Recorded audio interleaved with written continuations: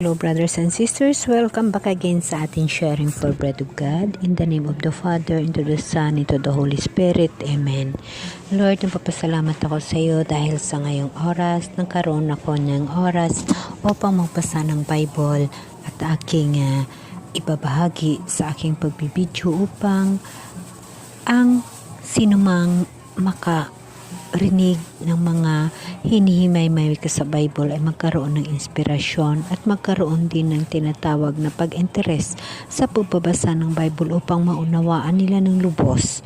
Maunawaan namin ng lubos ang mga bagay na aming mababasa sa Bible. Maraming salamat Lord sa mga pagkakataon na ito at sa mga biyaya na iyong ibinibigay sa akin.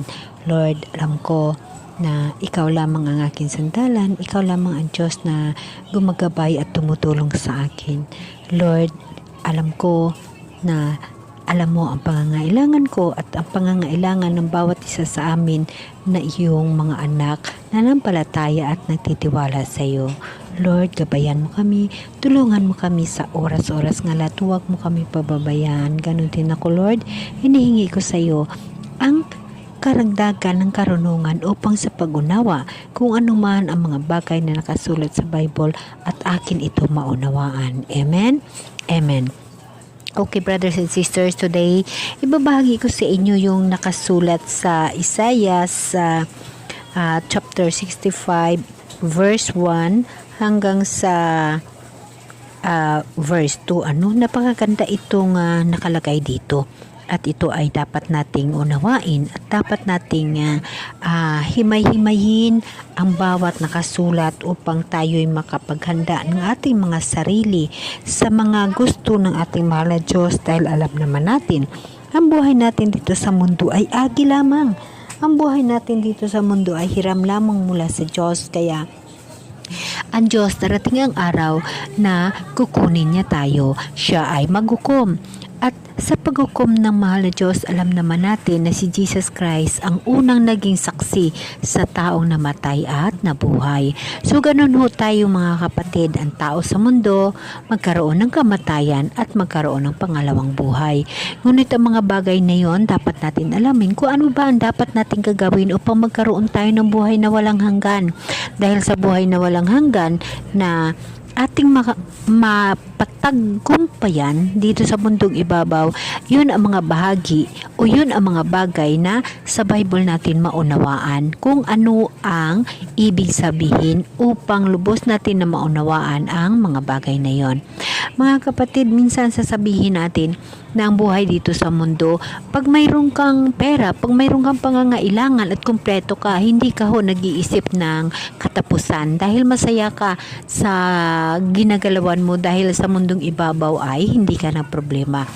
Yun ang mga bagay na dapat natin unawain, na tatandaan natin. Ang mga bagay dito sa mundo ay hiram lamang o agi lamang. Mas priority natin ang buhay natin sa buhay na walang hanggan, dahil doon ang buhay na walang hanggan, doon ho tayo mag-stay ng buong buo kasama yung ating mahal na Diyos. Minsan sasabihin natin bilang tao, kagaya ko sa ordinaryong tao, hindi pumasok sa isipan ko na magdududa o hindi pumapasok sa isipan ko ang kung ano-ano ang mga bagay, kundi ang isa lamang ang aking pinapangarap na makapasok sa bagong kaharian ng Diyos, sa bagong lupa at bagong langit. Ni minsan hindi pumasok sa isipan ko ang mga bagay na tawhanon o mga materials na bagay, kundi isa lamang lagi ang minimiti ko at ang pinapangarap ko na maging ganito kasama lagi ang Diyos at magkaroon ng pagkakataon na makapasok sa bagong langit at bagong lupa. Mga kapatid, yung buhay natin dito sa mundo ay agi lamang ito. Darating at darating ang panahon sa paghukom ng mahal na Diyos. So, ano ba ang mangyayari sa atin sa paghukom ng mahal na Diyos? Mga kapatid, mayroon tayong espiritu, mayroon ho tayong kaluluwa na dapat natin iingatan na hindi ho magkaroon ng pangalawang kamatayan. Ang pangalawang kamatayan, yun ho yung mga tao na hindi nagtagumpay dito sa mundong ibabaw. So, alam nyo ba na dito sa mundong ibabaw, ang magtatagumpay ang nakakaranas ng pait, hirap, kasakit? Alam nyo ba mga kapatid na kung saan pa ang lubos ang pinakakubos ng mga tao sa mundo at ang pinakamahirap. Yun ho ang gustong-gusto ng mahal na Diyos, dahil na alam niya na pag ikaw nasa trials at ikaw ay nasa hirap, maalaala mo ang Diyos. Kaya yun ho tayo mga kapatid, ang mga sakit, ang mga hirap sa buhay, ang mga problema sa buhay, yun ho yung sinasabi na trials ng mahal na Diyos sa atin, dahil mahal ho tayo ng mahal na Diyos. Ang mga bagay na yon hindi ho mawawala sa atin, dahil yun ho ang laging reminders ng mahal na Diyos sa atin. Sa tuwing mayroon tayong pangangailangan, siya ho yung atin tinatawag. Dahil pag mayroon ka at kumplito ka, hindi mo ho maalaala ang Diyos. Kaya tayo nga mga nagkaroon ng mga trials sa buhay, mga sakit, kahirapan, nga akala mo hindi ka na makabutwa, hindi ka na makamove on sa mga bagay ng kahirapan sa mundo. Kung tutuusin mga kapatid, maswerte ka dahil na ang Diyos ay nasa sayo. Dahil sa pagharap mo ng mga trials sa buhay, ang Diyos ay kasama mo. Kailangan mo lang mananalig, manampalataya at magtiwala sa Kanya. Dahil ang Diyos, alam niya yung dapat mong gagawin. Alam niya yung pangangailangan mo. Pag ikaw, kapatid, naniniwala sa Diyos at natitiwala sa Diyos, alam ng Diyos, kilala ng Diyos ang Kanyang mga tupa. At alam ng Diyos kung ano ang pangangailangan. So mga kapatid, huwag ho tayo magwala ng pag-asa kung tayo'y nahihirapan at tayo'y puno ng trials sa buhay. Dapat pa ho tayong magpapasalamat dahil ang mga bagay na yun pinapakita ng Diyos. Sa tuwing masolbar yung mga problema natin, nakasama natin ang Diyos, yun ho ang tinatawag na pagtatagumpay sa buhay. Okay mga kapatid, babasahin natin ang nakasaad dito sa Isaiah 65 verse 1. Sinasabi ni Yahweh, ako'y nakahandang ang bayan ko'y dingkin, ngunit ayaw nilang tumawag sa akin. Narito ako't laging naghihintay na sila'y tanggapin, ngunit ayaw nilang lumapit sa akin.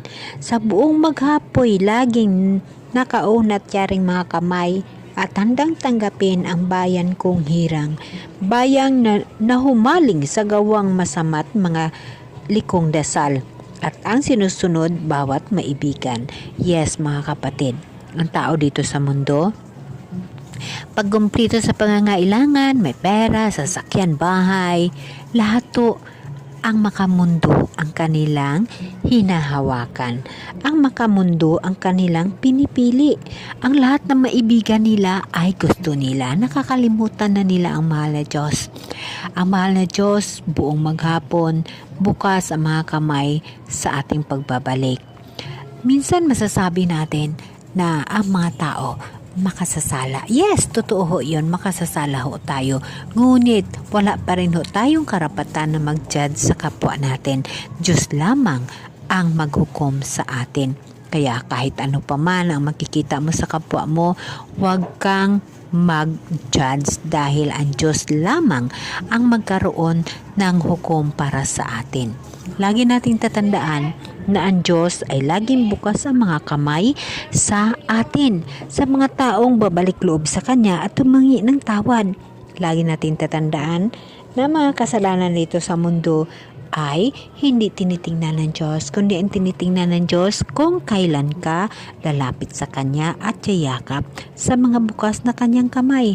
Mga kapatid, bilang tayo dito sa mundo, lagi nating tatandaan na ang buhay ay maiksi lamang. Ang buhay dito sa mundo ay hiram lamang. Buhay na iiwanan natin ang ating tinatawag na naipundar dito sa mundong ito. Lagi nating tatandaan na sa mundong ibabaw, ang iyong bahay, pag ikaw ay mamatay, iba na ho ang titira. Ang iyong tinanim, iba na ang ani ho nun. So, maiksi lang yung buhay natin.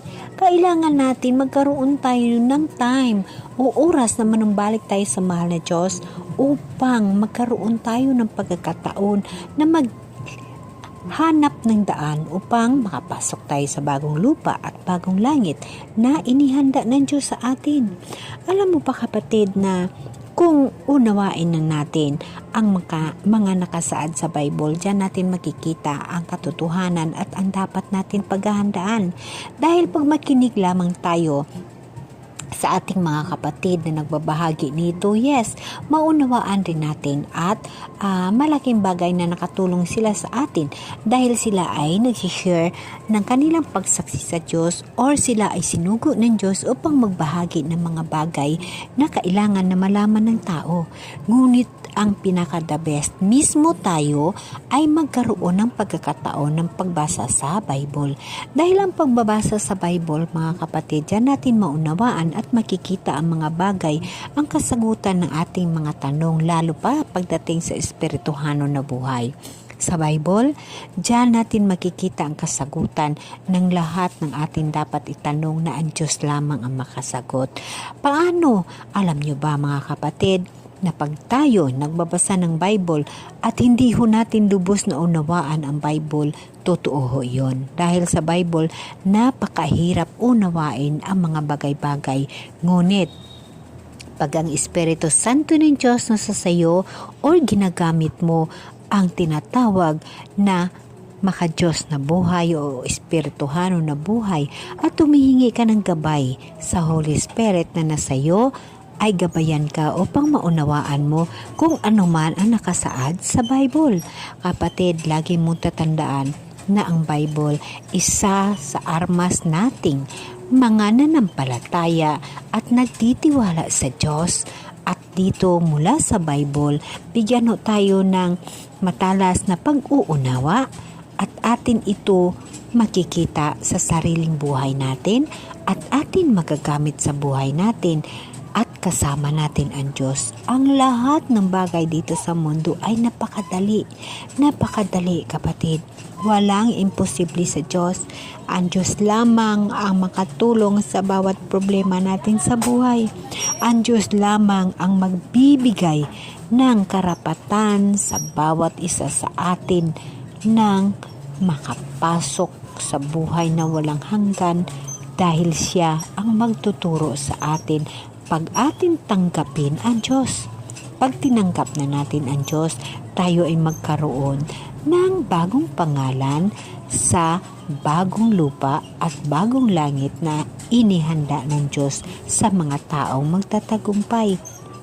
Minsan sasabihin natin, ano ba ang pagtatagumpay? Ano bang dapat na gagawin sa pagtatagumpay?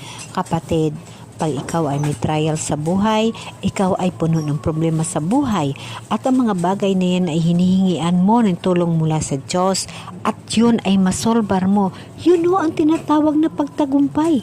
Dahil ang iyong problema, sinama mo ang Diyos at hiningian mo sa Kanya ng kasagutan, yun ho ang tinatawag na nagtagumpay ka sa agos ng buhay sa mundo. At huwag kang magbago. Pananatilihin mo ang pagtagumpay sa bawat trials na darating sa buhay mo. Pananatilihin mo na ikaw ay matatag at pananatilihin mo ang iyong kaugalian na maka-Diyos dahil yun ang gusto ng Diyos.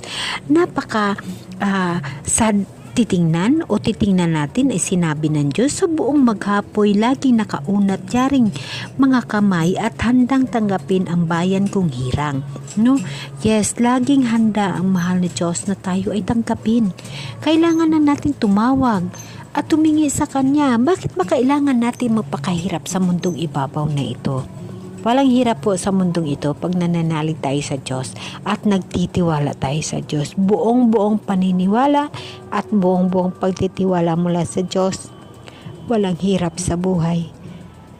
Kagaya ko mga kapatid, ang buhay ko isinorender ko sa mahal ni Diyos. Pinapakontrol ko sa Diyos ang aking buhay dahil pag ako lamang hindi ko kayang kontrolin ang buhay ko ni hindi ko nga alam kung anong dapat kong gagawin. Ngunit sa gabay ng Diyos, lahat to ay nasa ayos, lahat to ay maaayos. Kaya dapat natin laging tatandaan na ang buhay, pagkasama natin ang Diyos, ay panalo. Dahil alam ng Diyos kung anong dapat natin gagawin at kung ano ang karapat-dapat para sa atin. Amen? Amen.